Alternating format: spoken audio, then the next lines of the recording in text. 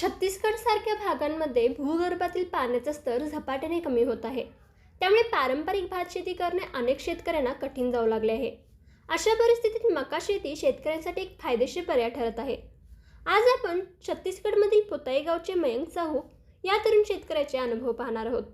मयंकने शिक्षणानंतर शेती क्षेत्रात आपले भविष्य शोधले. पूर्वी भात शेती करणारा मयंक पाण्याच्या कमतरतेमुळे मागील 3 वर्षापासून मका शेतीकडे वळून सुमारे 7 ते 8 एकरामध्ये मका शेती करतोय.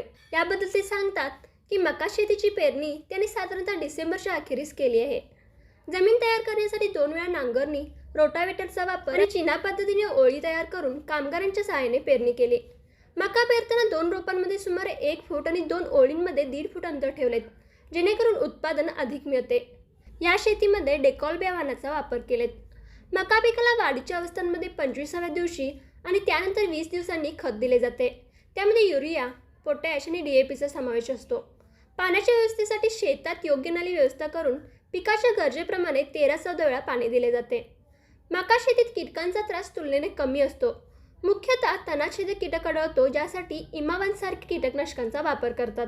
तसेच फवारणी दर 10-15 दिवसांच्या अंतराने केली जाते.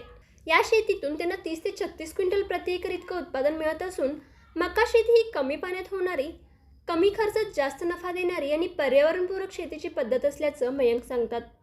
तर शेतकरी मित्रांनो, तुम्हाला मका शेतीबद्दलची ही माहिती कशी वाटली हे कमेंट करून नक्की कळवा. त्यासोबतच अशाच प्रकारच्या व्हिडिओज पाहण्यासाठी कृषी मंत्र यूट्यूब चॅनलला सबस्क्राईब करा व आमच्या फेसबुक आणि इंस्टा पेजला फॉलो करा.